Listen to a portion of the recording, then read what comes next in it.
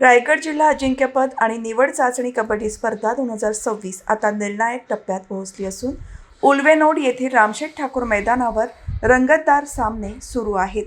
पहिल्या दिवशी झालेल्या सामन्यांमधून 64 संघांपैकी अंतिम 16 मध्ये प्रवेश करणारे पहिले 8 संघ निश्चित झाले आहेत।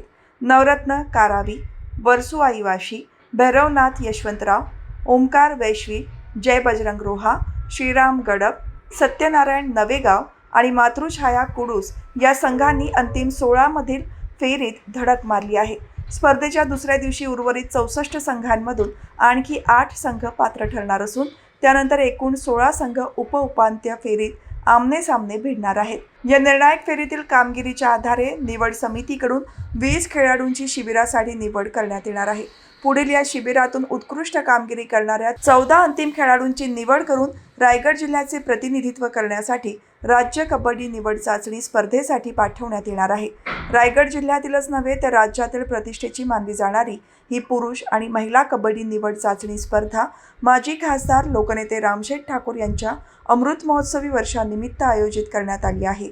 श्री रामशेठ ठाकूर सामाजिक विकास मंडळ पनवेल आणि रायगड जिल्हा कबड्डी असोसिएशन यांच्या संयुक्त विद्यमाने ही स्पर्धा 20 ते 22 फेब्रुवारी दरम्यान उल्वे येथील रामशेठ ठाकूर मैदानावर संपन्न होत आहे।